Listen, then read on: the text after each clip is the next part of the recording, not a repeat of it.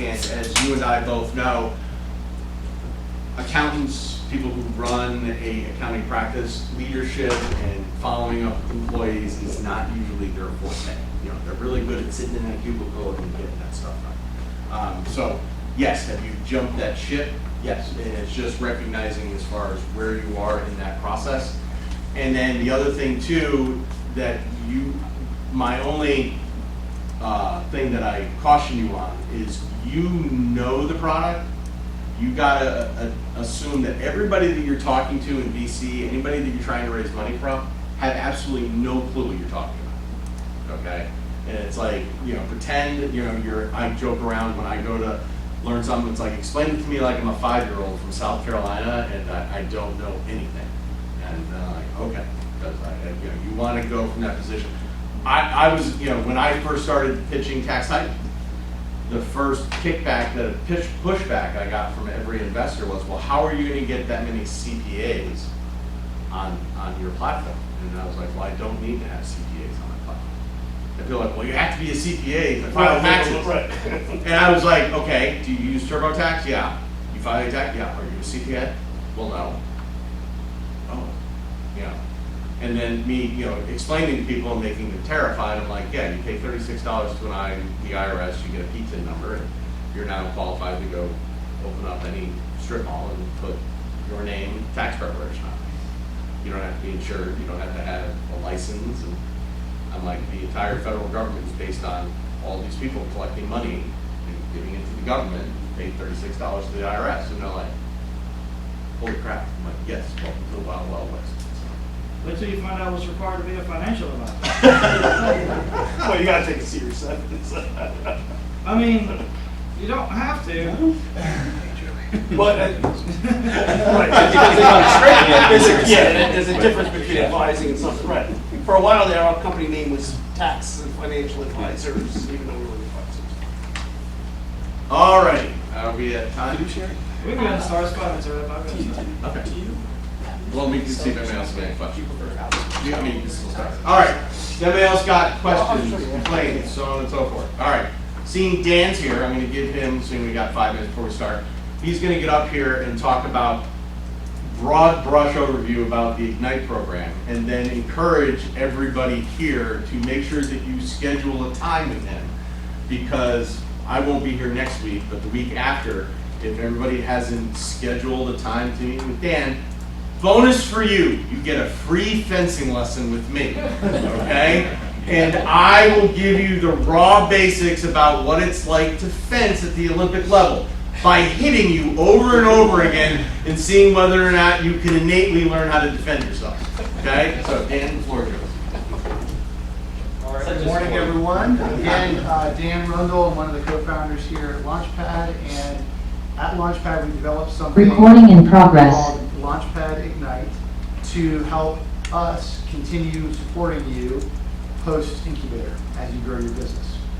There's a lot involved in that, from setting up a legal entity to some tax advantages to providing you a hybrid office at our facility, et cetera, et cetera, et cetera, help with fundraising.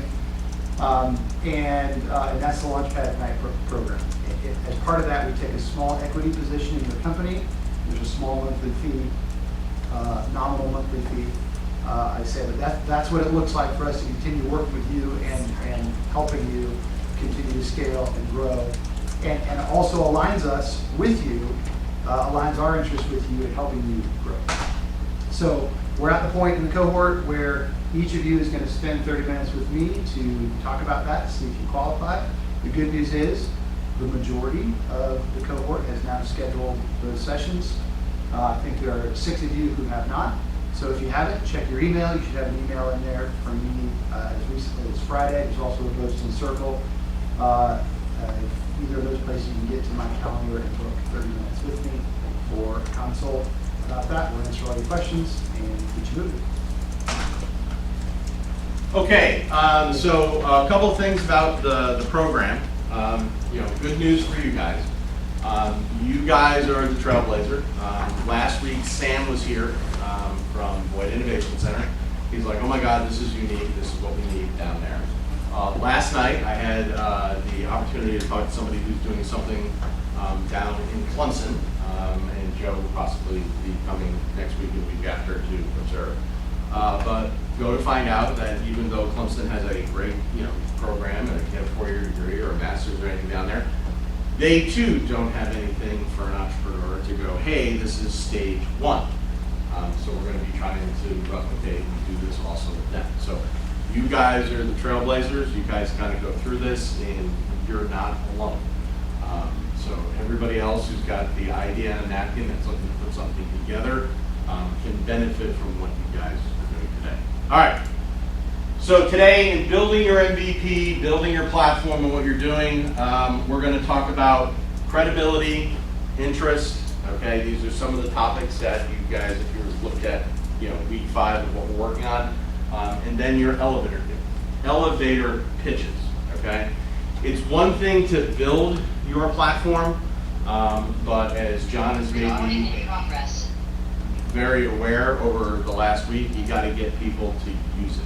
Okay, and when you're talking to potential customers, potential users of whatever you're making, you got to have your elevator pitch. Now, that elevator pitch is one sentence of what you do to convince somebody to open their phone, open their laptop, go to your website, and actually sign up. Okay. So right now, we're going to have each person stand up, and you're going to give me your one sentence elevator pitch. And in that elevator pitch, you want to go, okay, how is it that I can spark their interest and communicate credibility in that one sentence to then use me to solve their problem or get the benefit that my tech application has? All right, who wants to go first before I volunteer somebody? Stand up. And you're going to take the mic from you to whoever the next person is, walk it over so the lead doesn't have to. It's okay. It's all fine. Play the band of light running around like a crazy one. All right, go ahead. I'm Andrew, and at Locker Room Sports, we help you win more by blending the unsexy and sexy parts of being a coach and digitize your platform. Okay. All right. What did everybody think? Good, bad? If you were a coach, I don't understand what you do. Okay. So, for context, the reason that kind of came straight from the conference, it's always just asking for them to follow up. I've found that if no one asks a question, then they just don't care. Okay. And so kind of the coach question is always, well, how do you help me win more? And we blend a mix of performance and data analytics that you don't have access to, and also handle all of the administrative burden that you don't want to do. Got it. Okay. And if your one sentence pitch does exactly what Lewis did and says, okay, hey, you got me, explain more to me, that's the next thing. If you're doing a 2-3 minute pitch at a competition like we do with one at DFX in front of an investor, nobody is going to write you a check when you're building your MVP in your 3-minute pitch. Never going to happen. If it does, please write me, send me pictures, so on and so forth. Okay? What it is going to do is it's going to make you schedule that next meeting. What you're looking to do is have your 3-minute pitch, your 5-minute pitch, get you a half-an-hour meeting where you can go deep in the woods, have somebody like John sit there and like tear your whole thing apart financially and go, okay, this works, this doesn't work, answer the question, so on and so forth. So they then look at you and go, okay, you actually know your shit and you're solving a problem, here's a check.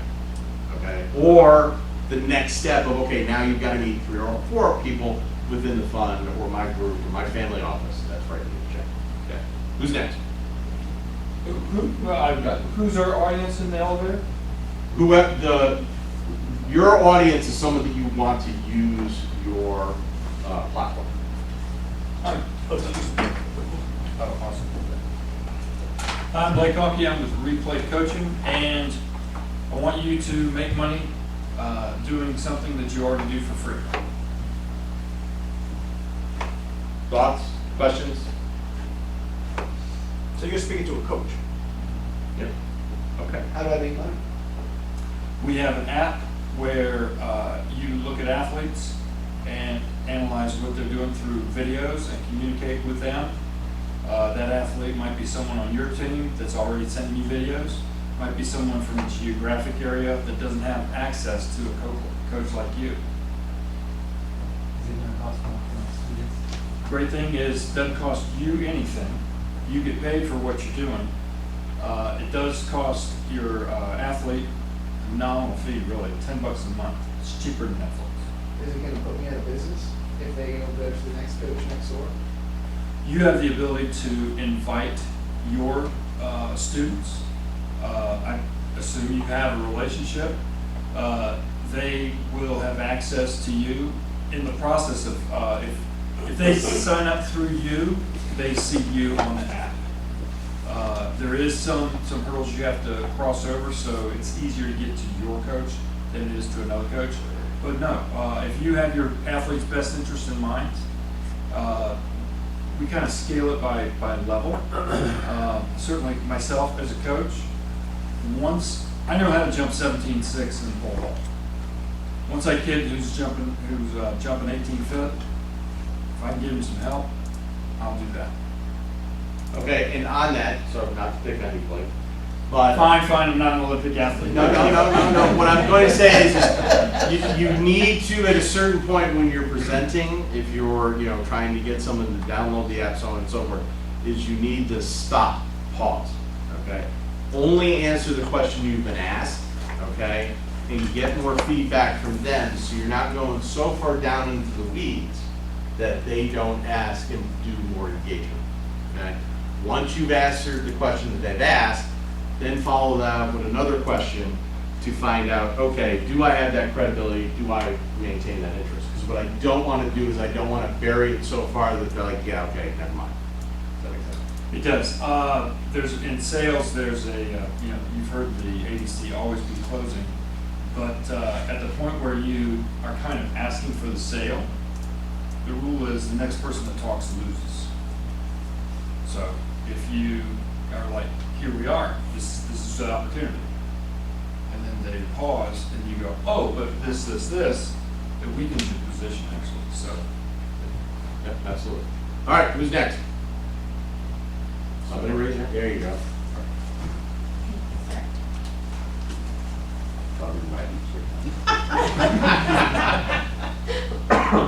Hey, my name is Archie Valdez, co-founder of Couchboard Games. We develop family-friendly video games. Awesome. That's it. Any questions? No, it's good. Like it. Anybody got any other comments? All right, next. LJ, you're back there. Go ahead. Yes. Hello, my name is LJ Gordon, founder of Poolno, and we help you pass more math students by providing a math assessment box. Comment? All right, go ahead. What does that mean? Math assessment quizzes, so help your students get back on track when they're struggling. What level in math? Arithmetic or Calc 5? Level 100 mathematical courses in universities, so calculus, pre-calc, algebra. So one of the things when you're doing your pitch, when you're saying who you are, like for instance, in let's say tax type, I'm Al Blake Burrell, CPA. If Blake is sitting there and goes, okay, former state champion, if you can do something that's giving a clarity to your authority on what you're doing, that automatically gives a certain amount of buy-in, okay? One of the things that I noticed going through Founder University is there was a bunch of people that were going through and creating tech platforms, products and stuff that had no idea about the industry. They knew that there was a problem, that whether they saw it on Google or someone talked about it and they're like, oh, well, I'll just make something for it. One of those was a company that was had a great idea, and it was taking auto mechanics and connecting it to AI so that an auto repair shop could go, hey, this car has got this problem. It would search all of the available data as to what that problem was, give it a diagnosis, and then pull up all the diagrams of everything for that car, for people that were working on muscle cars or any car that wasn't just, okay, a computer chip going in. The problem is the lady that was building it was not a mechanic. She had worked at Google, and she had stumbled upon this. So her whole thing is like, how do I get to, mechanics. How do I have a conversation with a guy whose only experience with the internet is his phone and stuff? So when you're doing that, having that level of, familiarity when people are looking to use and have your platform solve a problem, try to communicate within that sentence as far as where you are, as far as possibly having knowledge of that subject or being an expert. Because if they do a deeper dive into it and they realize, okay, this person's got no idea what they're doing about it, it might be a turn. All right, who's I next? mean, like, if I say with him, it would be like, well, how are you gonna get to these math teachers? How are you gonna, and he would have to explain, I go to colleges, I go to Yep. courses, and what. Or I was a math teacher and I was dealing with this problem. I mean, my story with Tax Titans is trying to help my buddy, get through his tax season because his 4 tax professionals left. And it's like, oh, okay. And then you realizing, okay, hey, why don't we just work with other accounting firms? And you're like, well, nothing like that exists. I myself hadn't been a practicing accountant for the last 30 years. I joke around that I was a recovering accountant. I paid somebody else to do all the accounting stuff. But stumbled upon this because I had that degree, I had that at least background that I could do that. Yes? So in my case, even though I wasn't a teacher, I could say I'm a recovering student. Yes, absolutely. It's like, this is a tool I wish I had as someone who struggled with math. I'm not saying you struggle with math, but I'm just saying, my wife will tell you she struggles with math. So it's like 1 + 1, 5. No, it's 2. But also too, like what you just said, I trained 10,000 students or whatever. You can Yep. say how many math students you've already helped one way or another, because that was what was big. I mean, I only had one coach at that conference figure out that I literally never, like that one, the platform doesn't fully exist yet, or 2, that we have not had this live for over a year. Right. And the reason for that was because within 3 hours the first day, I knew that I was that day after the conference going to Columbia to sign 3 teams up for the platform. And so then every time someone was asking about it, they're saying, oh, well, what experience do you have? And you can just redirect to, well, I'm actually meeting with somebody on Thursday to get, and then all of a sudden they feel like they're missing out. And so for you to say how many people you've already helped, and they're like, oh, I want to jump on this wave. As a former math teacher, there's a lot of people who know how to do math. There's not that many people who know how to teach math, including a lot of people that teach math. I had those teachers. All right, what's So if you next? have insight into that and can help tell a success story, that's the deal. AJ, good. Are we doing the pitch? Yep. I'm AJ Charian, and I'm the principal of a marketing agency older than me. I'm building Catalyst, which is a software that automates the outbound lead generation process and takes the monkey work out of it. All right. Comments?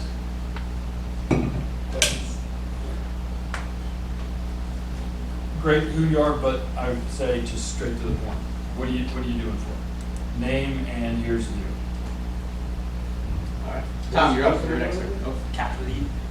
Yeah, like catalyst and lead. I think too, every word that you said was good. I think it's just the order. So saying AJ, Catalyst, and then you can go. I like the idea of what you're saying, is using your age, say that the agency's older than I am, but then I felt like you're kind of burying that lead by doing it. The second part, instead have someone say, well, how? Leave that second part. I'm Tom Brown with Am I Compliant. We help healthcare staffing agencies and hospitals onboard employees 75% faster and at 50% of the cost of their current process today. I think the question for you would be, a lot of companies already use like ADP, all those companies, they have onboarding. So how do you get them away from their processes? When we're talking about hospitals, we'll actually be a data feed into those systems. So right now they pass files around the hospital to different departments. Right. If we capture all the information up front, we can feed all those systems automatically and save them time. So you're assuming they're not using ADP's onboarding and all of that, because that's what their claim to fame is they're doing that. They ADP suck, but don't get me onboards wrong. 15% of the data. Gotcha. From a payroll standpoint. They don't onboard things for other departments. And so the nurse or the doctor has to field questions from 7 different departments in a hospital to become onboarded. and that follows a process, and so it takes 30, 45 Right. days.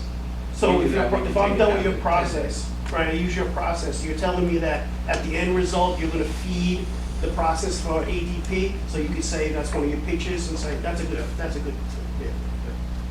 Yeah, we'll build integrations to all the different platforms that Right. service hospitals and staffing agencies. As someone who worked in medical, and I mean, all of us have been to the doctor, the amount of notes and doctor's notes and soap notes and notes from pathology, et cetera, et cetera, et cetera. If you saw the amount of paperwork, it would blow your mind. And to your question, some of the systems onboarding involves physically mailing a piece of paper to someone's house saying you don't have this file. I just had a neighbor the other day get that. They got a letter in the mail saying they didn't have a piece of documentation on file. When there's email and text messages and walking by you in the hallway, there's that. Can you repeat the time frame difference? I thought that was really impressive. So- 75%. Yeah, 75% quicker onboarding. But what was the days? It was taking me one thing.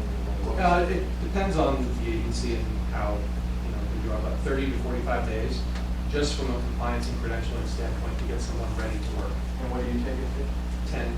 Yeah, that to me is that's impossible. Right, yeah, because, I mean, to what he was saying, so saying 75%, put that within the parameters of, okay, and even if it's only one use case, you could go, we could take something from 30 days to 10 days.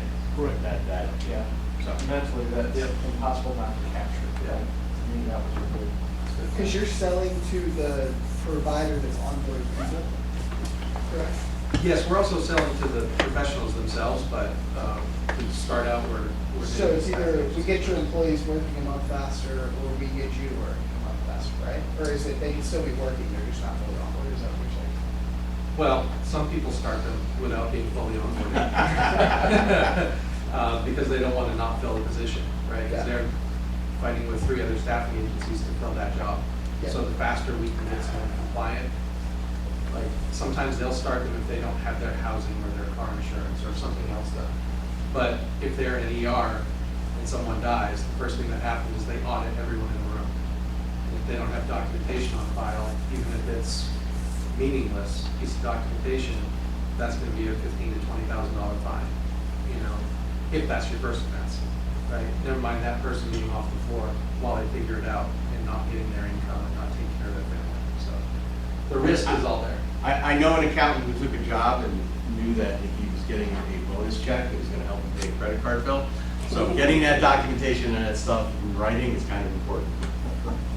All right, Joey, you're up. All right, I'm Joey Loman at Synergy. Whoa. What? Vanna White's gonna give you your money. I am very focused on figuring this out. So can I just throw out a couple things before? Yeah, I start absolutely. this? Okay, so I am up against a strange situation because I've got 2 things happening where I am. One, I started an organization that creates spaces for people to work in, or as a business incubator. So the organization, its purpose is to create spaces for people to do innovation and create businesses and create products. Okay? The service that organization does, the spaces that are created, have a customer as well. Okay? So when I do this pitch, what am I pitching? Am I pitching my organization, or am I pitching what my organization's child does? Is this making sense to anybody? Who's your customer? Maybe do one for both, one for your Right. B2B and one for So your. that's what you're exactly right. What I'm thinking is I need 2. Who's your customer? That's the great question, because there are different customers for each of those Who's writing you a check? pieces. Both sides give me money. So you're talking about the makerspace, but what's the children? What's the children talking about there? Okay. Synergy Mill is an organization that makes makerspaces. Yeah. The first makerspace that Synergy Mill made happens to be called Synergy Mill, Yeah. but that's the makerspace. And then, so he's gonna basically franchise. Yeah. So then So I'm I a think, franchisee, right? I think you sell the second part, and the first part is just a result of your growth. In my opinion. That's the result of my growth. John's question about who's the guy that's writing the check. So, okay, so let me see if I understand this. So you have two customers. One is somebody that wants to develop and put a makerspace in their spot. Correct. And then the other one is the user of that makerspace that pays that monthly membership to utilize makerspace. Correct. Okay, so, so from that aspect, you are creating a system that creates a provider, and then you have someone that is a consumer. So you are providing, we'll use Subway franchise. So you're creating the ability for someone to own and create the Subway franchise, and then you're trying to encourage people to come in and actually buy lunch and eat the subs. Right. Okay. So my one sentence, just kind of shooting from the hip, would be Synergy Mills. We create the maker spaces so that the customers have someplace to go to learn how to make things. That way you're good. But for me, as say I'm a customer who's gonna come to Synergy Mill, I don't care, if you make other maker spaces. Right. So I think it does have to be two separate pitches. One to someone who, is gonna start Subway, and one to someone who wants to eat a sub, right? Exactly. It can't be the same pitch and then just hope they get what you do. Right. But I think that's 95 and the 5% rule, right? Where it's like Subway is known not for being, the most franchised fast food restaurant of all time. They're known for $5 footlongs that are $9 now. And so, I mean, ultimately, you've got to sell, again, like going back to the brand, is you've got to sell, I have the place for you to bring your dream to life. And then the people that are super excited about, like the 5% of people that can have a maker space, 1% of people in their space, I think will kind of naturally rise to the top and match your passion that you can kind of easily talk about, if that makes sense. Nobody is necessarily putting a maker space in their home, in their workplace because of a one sentence pitch. They're saying it because of you. If that does that make, or they're building it because of you and they like what you're doing and they're saying, I need that for myself. Does that make sense? As a user of the space. Not even as a user of the space, but as somebody who recognizes that they need a makerspace. Because no one's saying, oh, I could put a makerspace in that corner over there. Right. They're saying, I need a makerspace. You're doing it. Do it for me, if that makes sense. So focus on the Providing as a service, right? I would say like the pitch for the makerspace can be one-to-one, right? Most of the time it's gonna be, oh, I wanna build a makerspace in Atlanta. You're doing this, I could franchise or whatever, let's have that one-on-one conversation, it's a one-on-one pitch. But for a customer, it's like this entire room could come to a makerspace, so it has to be Essentially, something. The TAM in the sand kind of thing, right? Yeah. It's the guy who's gonna use the space there's a bigger bunch of customers that are gonna give you money than a guy that wants to establish a makerspace. Yeah, and if he hears what you do, then he will say. To AJ's point, I think you have to decide what your goal is. Is it to be a franchisor and scale, or is it to fill up the building? It's two totally different things. Right, absolutely. You show how you can fill up the building, you automatically answer and make it attractive to sell the franchise. If you cannot fill the building, you cannot sell the franchise. Okay, so. Yeah, filling the building is a function of being a franchisee or franchisor.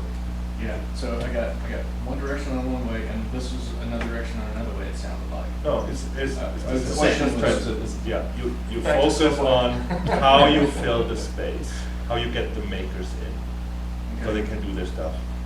The success that generates, the attractiveness, that's your foundation for, hey, now I can replicate the whole And thing then you can somewhere scale else. it. Yeah. So focus on getting the customer in and then scale it, rather Yes. than how to scale it and find a customer. Yes. Because your individual makerspaces, that's your proof of concept, but then as you now replicate this and become a franchisor. Right.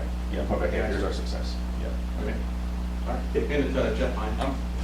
I didn't do a pitch, but. No, go ahead. You want to do the pitch? Go ahead. Go ahead. We know this. The mic is yours until you realize you really good job. So, let me explain what I did. Is I exercised. I'm funny. I exercised the Chat GPT, and I came up with like a bunch of them that said basically exactly the kinds of things that you guys talked about. There you go. Yes. We're as smart as ChatGPT. Woo! Yeah. There you go. Who's next? Which we Yeah, which version? Paid or free? I'm Lou Arena. I'm the COO, CIO of a tax business. I've been in taxes for 20 years. And we do about 20,000 tax returns a year. And I have a system that helps run that business. But I'm trying to create, I can't use the word trying. I'm creating I've created. I created a system for individual tax preparers or people that have a little larger system, where they have a couple of preparers underneath them.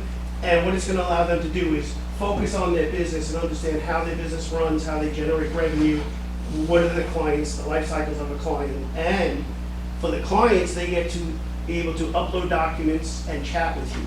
So they don't have to come in. the hardest part that you have, Louis, of all the people in this room, is you only get one sentence. Right. You get one sentence, Louis. You can only like Lots all of you. commas, lots of errors. It's like nope, just one sentence, Louis. You gotta condense it into one It's hard to sentence. condense 20 years. I understand. But the difference for you is you have the ability to invite somebody to ask a question. Because that was the hardest part from day 1 to day 2 of my conference, and I still suck at it. Is you want to, if you give them the full answer, even if it's a kick-ass answer, they're like, cool, and they walk away. Right. They've got to ask you a question or you've lost them. Okay. Leave them wanting more. What sort of analytics do you use that I can, just get on my own? Okay. Each tax software is individual. So you have tax year for here, here, and here. You never know the life cycle of a client. So for argument's sake, if you had 100 clients last year and you had 110 this year, you don't have the ability to know if you lost 100 and got 110 new ones. You just know somehow I grew 10%, but you have no idea how to link those two together. So you have analytics over all the people that you've had for how many years. I've had clients for 20-something years on my system. So are you like a CRM for? It's a huge CRM. It's so big, it's really an operating system right now, but I'm not doing that. I'm not creating that for the other people. An individual tax preparer just needs something simple. They need something, a quick CRM, invoicing, online billing, chat with the client.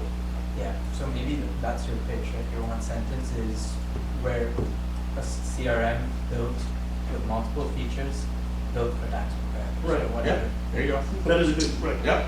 Because that's what the tax preparer needs, so that they can do more returns. And that brings up, the hook, okay? What is the one thing, that one sentence, that one feature that you're telling a prospective user, someone who's gonna hand you money, that is gonna convert them, okay? My own experience recently, Tax Titans, we were like, hey, we're helping you save money. Yeah, that was a hook, okay? And me working with John, it was like, hey, what if we were to take the same thing that we're doing and say, hey, we're making you more money, okay? With everybody in the room, okay? What is more attractive to you? Making more money or lowering your expenses? 90% of the people in this room are gonna say, make more money, okay? You don't really give a shit how much money you're spending on the back end if you're making more money, okay? So from that aspect, when you're thinking about your hook, think about what's gonna get someone excited, what's gonna motivate them to take the next step, what's gonna convert them to download your app, ask another question, like Andrew was saying, okay? If you've got a hook that's continuing that conversation, that's continuing that process, then the more successful you are going to be. The best outcome that you can ever have for your business is to get your customers to be your outside sales force. Get them to recruit somebody and go, oh my God, this thing was life-changing, it helped me, you need to get it. Because if you can start doing that, then you start scaling real quick. So that's a really big idea, and we had an experience recently where somebody said this is what tax Titan is, and it was 2 sentences, and they cut and pasted it. There's no way they came up with that off the top of their head. And my question was, okay, when you're in the golf course and they're talking about it, what are they going to say? And that's the word of mouth you want, right? Yep. It's not the one sentence, what is this person gonna tell his buddy when, you know, we've had a beer, we just missed the fairway, yeah. And that's a really, you know, because they can't remember. If it's complicated, they're not gonna remember it. It's gotta be simple, it's gotta be sticky, it gotta be compelling. Yep. I was just gonna say that, like, I hate to keep going back to the conference, it's just what's so top of mind for me right now, but that exact same thing happened, where the first customer that I had that committed to paying for it, within 3 minutes, had called someone that said best friend on their phone and walked them all the way to left, brought them to our booth, sold our they sold 3 teams and they were only buying 1. And I literally was just sitting there like, yep, you got it right. And so if your pitch is captivating enough, they will review it. Because it resonates with them, it solves their problem. Yep. Jeff, you're up. Great. No pressure. No pressure there. My name is Jeff Crump. I'm founder of GeoPlayer, Pokemon professor as well. We're the ultimate companion to finding your next game that you're passionate about and sharing that passion with other players that play that game. We make finding the next game as fun as playing it. I like that. I like that last. Yeah, hook at the end. Make finding it as fun as playing it. So, you know, that's good. What kind of games? Tabletop games, RPG games, role-playing games, trading card games, board games. Anything but video games. Yeah, exactly. I knew No the offense. answer, but I think you gotta narrow it and focus it on that, Yes. because then I might go, oh, I play such and such, or I play whatever game. But Well, what I mean, game now do you video play? games with apps, Pokemon Go. Okay, my bad. Sorry. Yeah, we could definitely do events for Pokemon Go and things like that. Pokemon Go, what's the other one? Ingress. Right. Harry Potter's got a whole virtual thing, and they have a Jurassic Park. You know, dinosaurs in virtual Wow. reality. So Yeah, maybe you could say digital and tabletop games, There you or go. something like that. Yeah. Yeah. Is you can play 40K on, Yeah. it's Yeah. secret language world now, on tabletop simulator. yeah, it's true. Gotcha. All right.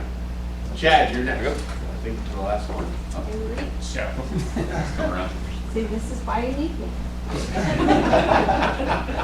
Hi, I'm Chad Hensel, founder of Rania. I've been a sales coach for about 22 years. Whether you realize or not, you've had conversations that have 6- and 7-figure outcomes. We give you the unfair advantage in those conversations. Comments? Who doesn't like that?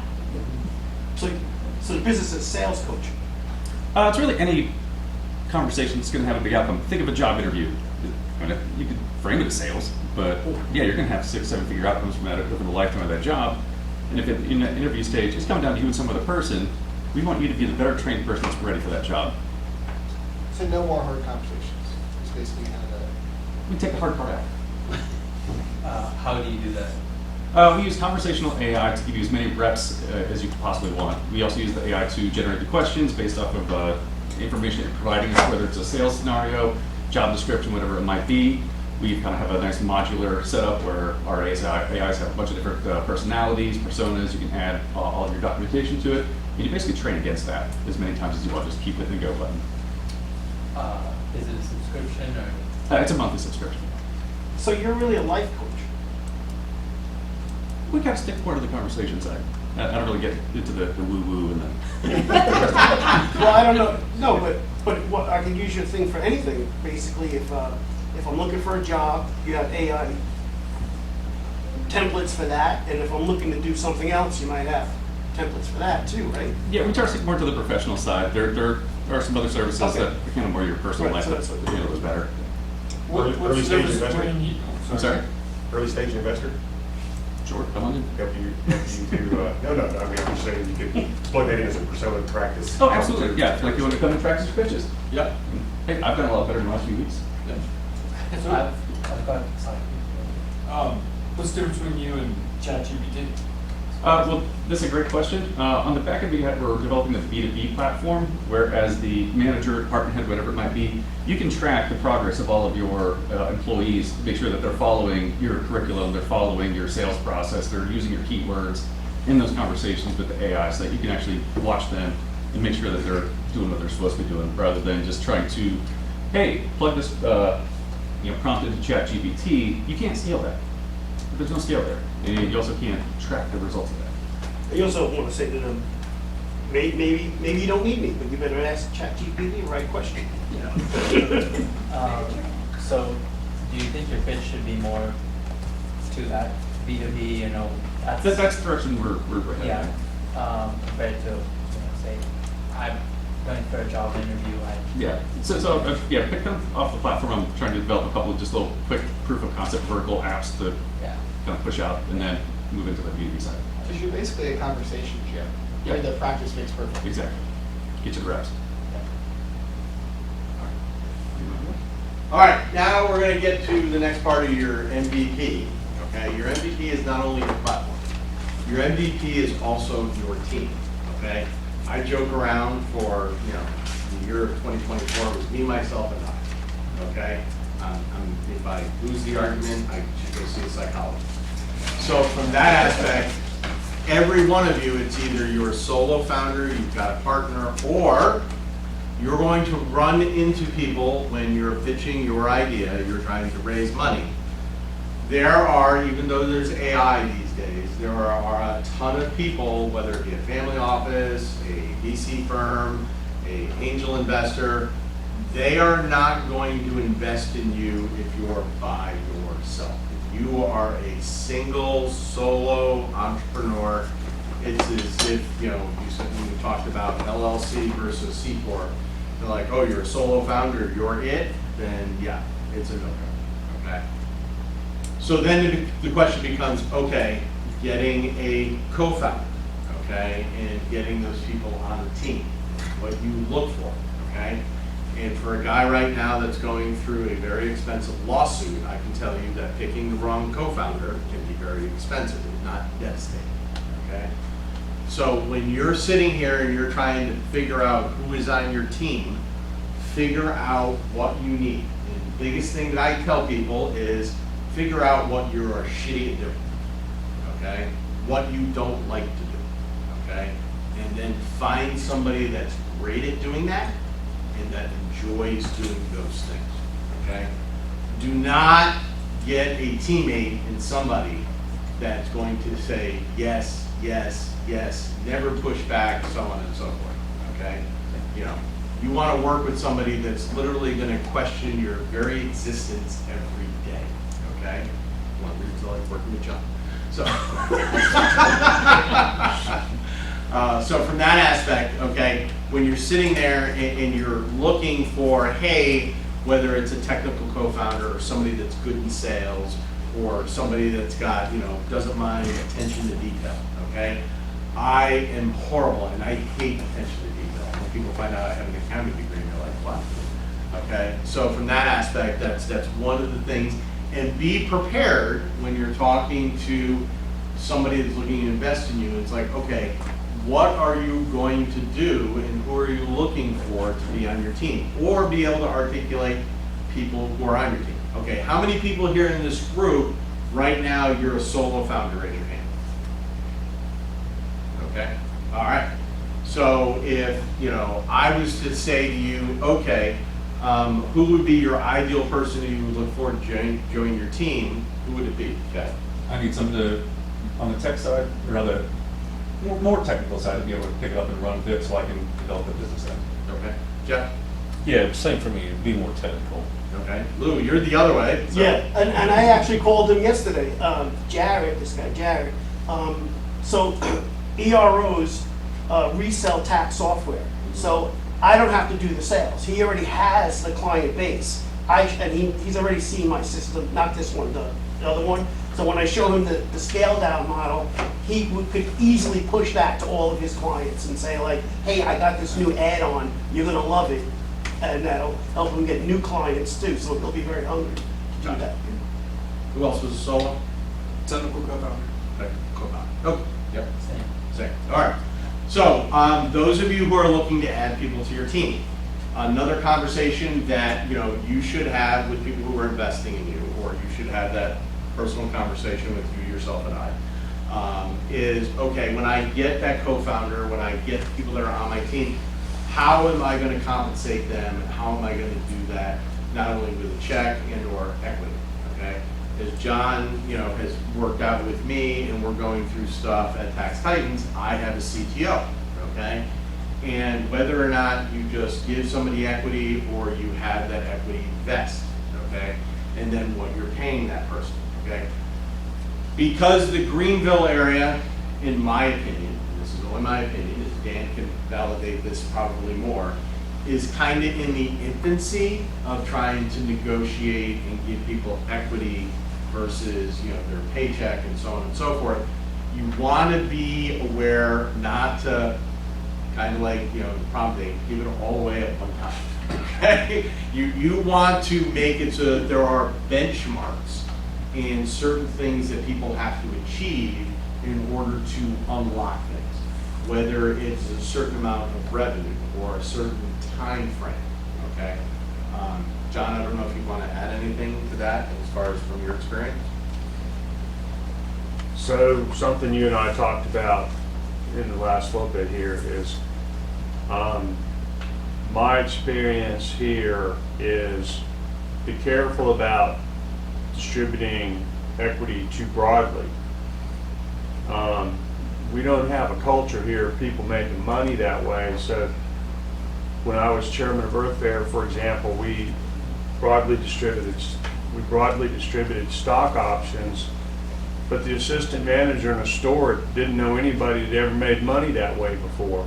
And I frankly think we'd have been better off paying them a cash bonus. You know, they got that, they understood that, it motivated them.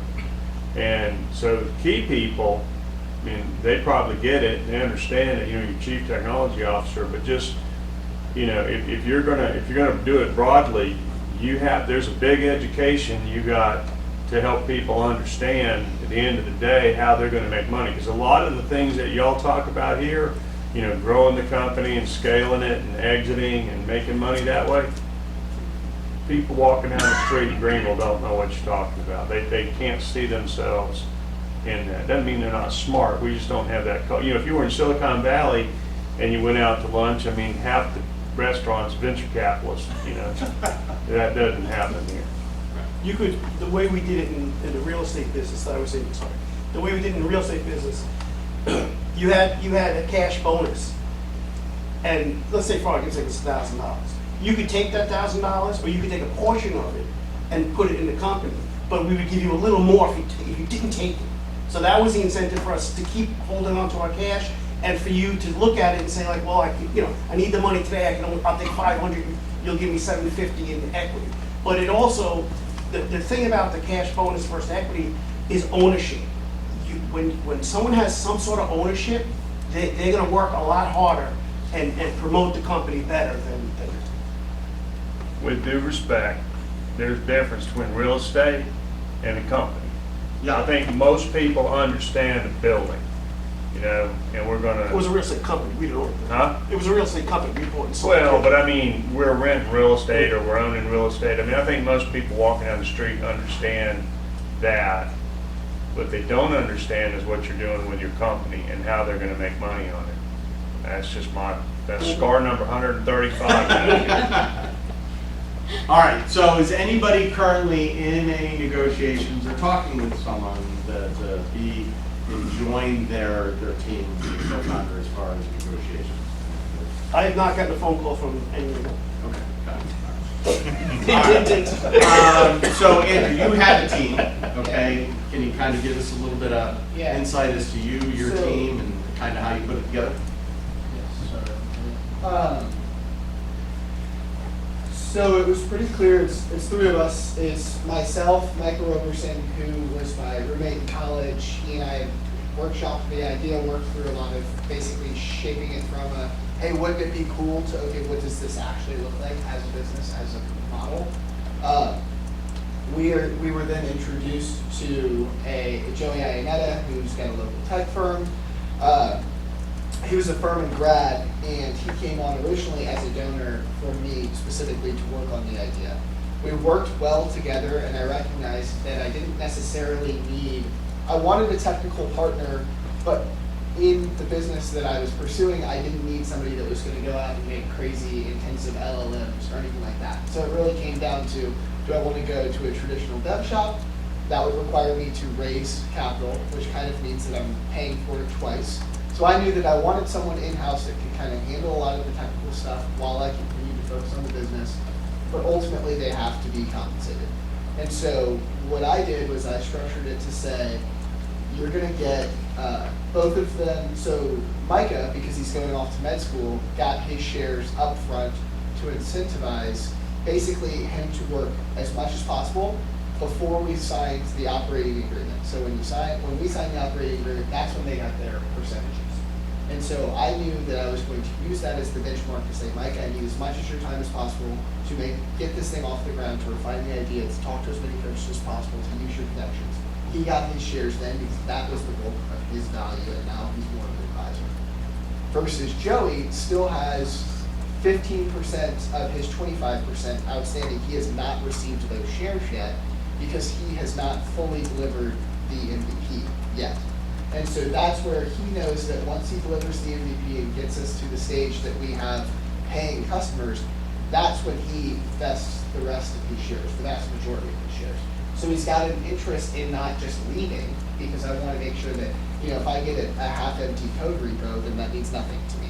So I've given him, 2/5 of what he'll ever get already, and then he gets 3/5 once he completes the rest of that work. Gotcha. So a question I had, so do you have anywhere in your operating agreement, do you have non-compete clauses and stuff in there? Yes, and so essentially, and it's a little bit narrowly tailored, obviously, because Joey can work in just about any industry as a developer.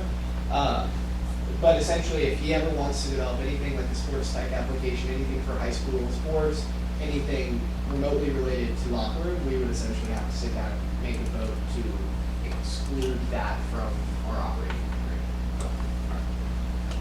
So anybody else got a team or anything that they're working with or got? William, do you have anything you wanted to add to that as far as non-growth? All right, going on to the next thing, wrapping up the next 10 minutes. So when you're talking to investors, you're talking about your MVP, when you're talking to customers, one of the things I don't want you to do is don't ignore your competition. Embrace your competition.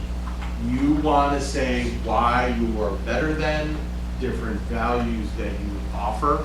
If you're talking to a potential investor and they ask about competition and you don't bring it up, or you say you don't have any, you are literally just submarining your chances of having a working relationship with those folks, okay?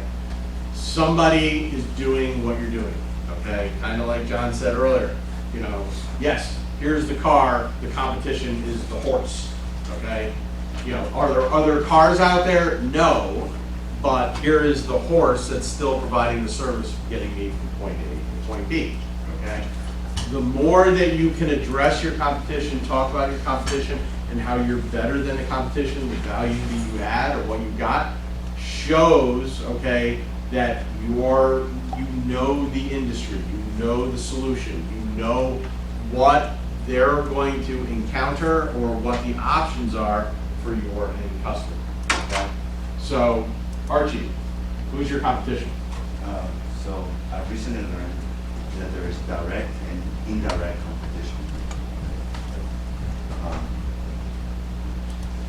So I recently learned there's direct and indirect competition. My direct competition would be anyone who's a startup kind of doing the same thing, or a studio that has been out there for at least 5 years.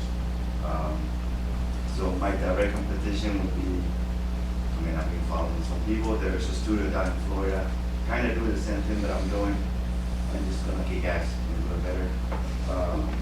So my indirect competition would be Nintendo, which is like big focus on family-friendly games, and of course, getting to that stage and then knowing about me would be success.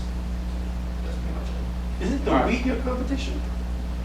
What's that? Isn't the Wii your competition? The Wii? No. 2012. Switch. But think about that, right? Chill, I know what you're saying. That was based, all those games were based on kids and families, right? Exactly. So why did that die? Why did it die? I think the tech, I don't think It's not. It's not. It's on the Switch. Yeah, it's not that, it's just like the tech is switch. I played it 2 days ago. It's just an accident. Gotcha. So you're running a gaming studio. Yes. If you ever get a chance to just read EA, they're a public company. They put out their financial reports. They talk about their competition often. NCSoft also does that. Uh-huh. They consider their competition to be anything people do for entertainment. Anything? Sports, TV, reading a book. They want people to stop doing all those things. And so, yeah, like that's your indirect competition. It's literally like anything people can do that's not a video game. Right. And on William's note, when I opened the first fencing school down in Fort Lauderdale, Florida, I had a partner that, for lack of a better term, wasn't really good at customer service with parents. And when I addressed it to him and I talked to him and I was like, hey, you know, we've got to be more customer focused when we're dealing with the parents and then bringing the kids to the fencing facility. He was like, well, you know, screw the parents. We're the only game in town. Hell, we're the only game in the state of Florida. We have no competition. I'm like, no, we have lots of competition. Parents can take the kids to do soccer, football, baseball. You know, yeah, are we the only fencing facility? But yes, but you know, parents have all different types of options to engage their kids in constructive activities outside of us. So they're gonna go, you know what? You're not fencing anymore. You're now a soccer player. I said, we've just lost a customer, so you gotta be kind of aware of that. Yeah. And I think too, you were on the right track with direct and indirect. One of the things that I've found most success with coaches is saying pen and paper is my #1 competitor, because I can go through and I can talk about, you know, Team Snap, or I can talk about stupid little apps that do maybe 10% of what I do. But when you talk about Nintendo, you kind of shut down the conversation because you're reminding them that you're an upstart and you're trying to create something that doesn't exist, rather than saying that they've heard of other video games. But exactly what we've been talking about here is saying, you know, my competition is, for example, they want TikTok or anything that is fun that is not, or we're talking about family friendly and bridging age gaps. My competition is them playing Rummy Cube, and so then because it kind of invites the conversation about what you do that's different in video games. People know about video games, but what do you do that's different? And building on that, I think your point where you said, you know, there's other studios that are building it, but it's just, you know, they're not great. Sticking to the car analogy, treating your competitors as like Priuses, you know they exist, but they're crap. Is how I like how you talked about that, because as an investor, I'm like, yeah, they exist, but they don't do what I do, right? And they're not going to do it as well, and I'm building up to that. I'll do better. Yeah. Yeah. They work 100 hours, I work 110.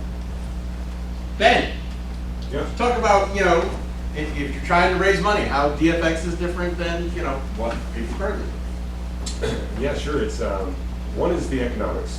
It's, you know, I had mentioned that there's no transactional fees involved, so that is huge for founders. They're already on a tight budget and trying to raise capital, not spend it. So that's one value add there. The other is the network. That's where the real value is, in my personal opinion, is being able to build those relationships. So every day, every new user that comes on adds more value to the platform. Those that came on yesterday and those that are going to come on tomorrow. It's just that snowball effect, that networking effect. If you think about LinkedIn, how useful was LinkedIn when it had 1,000 members? Not very useful.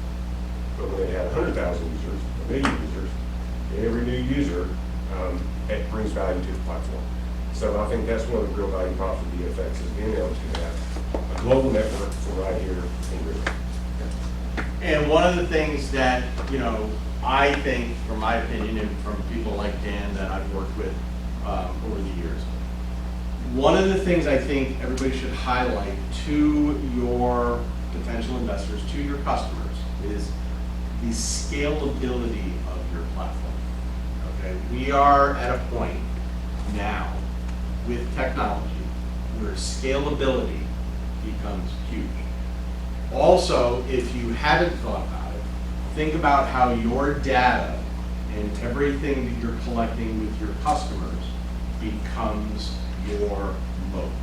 That is one of the things that protects you from a an investor, because I've had this question, and they go, well, why would I invest in you when someone can just turn around and do the same thing tomorrow? And, you know, John has helped me understand, okay, having the data and creating that moat is what keeps you ahead of your competition. You want to talk about that at all? No. Okay. It's a moat. It's a moat. Yep, so Dan.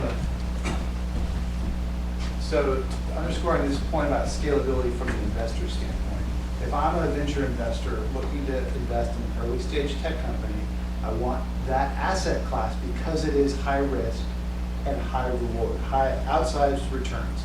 So if I'm looking at your company and you're showing me a 2x gain, I'm not interested. The risk isn't worth it. I need to see 100 or 1,000x opportunity there. And that's why scalability is so critical with tech companies. Well, I think that comes back to your one sentence statement too.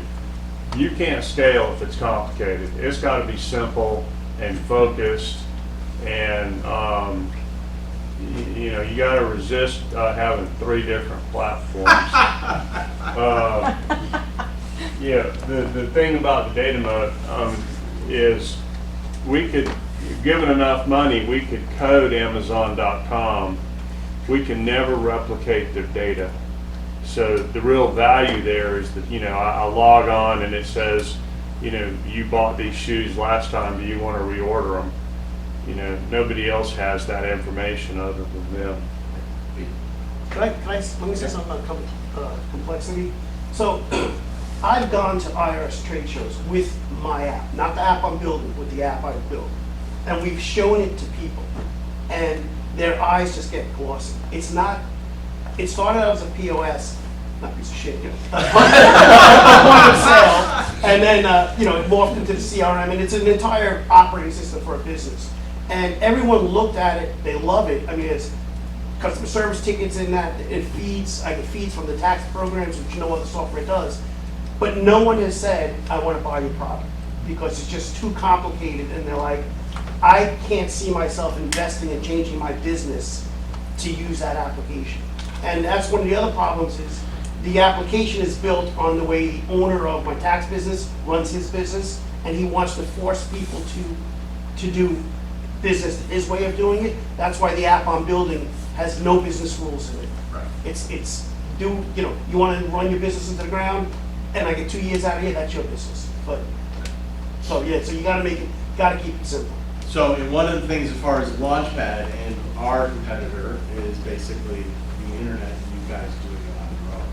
One of the things that Dan said, and I'll finish up with this, if you're in the upstate, one of the reasons that, you know, you feel ignored and orphan children, the redheaded stepchild, pick your analogy, is because everything that we're talking about here, and you scaling and being a large company, doesn't mean that you're employing hundreds of people.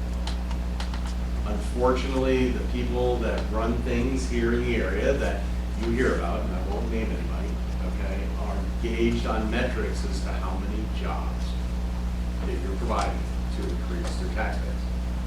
They are not incentivized, they are not motivated in helping you build a scalable tech company that is putting 100-time return to investors. If that was the case, I'm sure that they'd be running a program just like this. But unfortunately, that is not the case.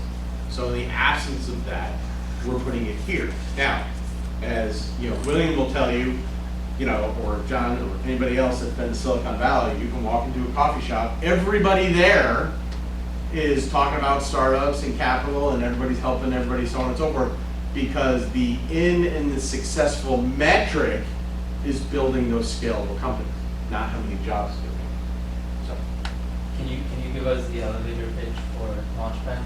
Launchpad, we're not finding the next tech company, we're building them. When you talk picking scale, winners, we're making. when you talk scale, this being a tech nerd, you know, every time you're using the word scale, I'm thinking scale like, do I have the capacity on the computer system? That's not what you're talking about, though. Because Right. Amazon just does that. You know, Correct. you have an AWS and auto scale. So what scale are you actually? Scaling for me, okay, is being able to service a lot of customers with a small amount of overhead. And overhead can be capital of individuals, building space, products, so on and so forth. Dan, you have any? Well, yeah, scaling users without the corresponding scale of cost is one way to think about it. I'll also say it's not, from a tech perspective, it's not automatic that it will scale. You do need to think about that and test that and ask those questions. But you need to be thinking about scale from a business model perspective more than a tech perspective. Right, like me as a fencing coach, I can teach one student at a time. If I have replay coaching, I can coach through a video of what to do, hundreds of students. Okay, what happens to your margins at 1,000 users and 10,000 users? But I think also one of the things that I've kind of wrestled with, especially in talking to people that can potentially invest, is, and we all probably face this as tech people, or if they're starting a tech company, I should say, is, you know, why can't I just have AI create this? Why can't I do whatever? And yes, in theory, trust me, I've used every AI tool out there. Yes, in theory, you can replicate any platform, but if you don't, to your point, have the business model and the business system, customer understanding, data behind it, that won't scale. And so maybe their software will scale, but it just won't work because the customer service certainly doesn't scale. Everything else is that is your moat in this day and age. There might not be a tech moat, even though there usually still is, but I like your analogy of the scalability moat, because that's basically the new frontier for tech companies. On the using AI to replicate a function or a system, yeah, anyone can swing a hammer, but are you going to go build your house? No, it's going to take far too long, cost way too much. I gotta go to see Joey. Yeah. All right, we're at time. Thanks everybody. It was great seeing everybody engaging, helping each other. You know, we as a team, you know, with a rising tide raises all boats. Okay. Again, the thing that I'll tell you every week is make a post on LinkedIn. Okay, we're week 5. If you haven't made a post on LinkedIn about being in this program, engaging in this program, you're wrong. Get right. Okay. You know, encourage other people. You know, the more exposure, the more we, you know, create this revolution in Greenville, the better off everybody is. Okay, the more people that want to volunteer. And on that note, I had some great meetings with mentors last week. The mentors that we're looking to have, that is an ongoing thing. So if you run into somebody that are like, yeah, you know, I was an entrepreneur, I did X, Y, and Z, I'd love to be able to help and give back, have them talk to Lee, she'll get them onboarded, put into the system, and they'll be ready for the next cohort. Okay. All right. You know a high school coach? Congrats. Yes, there you go. Everybody here's got a high school degree, so everybody knows at least one high school coach, so you should have all those out of there. Most of mine are dead. I was going to say the exact same thing. Okay, point taken. We have kids. Yeah. So next week, Lee and I will be in Yellowstone. Hopefully the volcano doesn't erupt. And we don't get eaten by a bear. Jason C. from Worthwhile will be here next week. So please engage with him. He's got lots of great stuff. He has provided many services for me with tax items over the last 3 years. All right, everybody have a great week. So.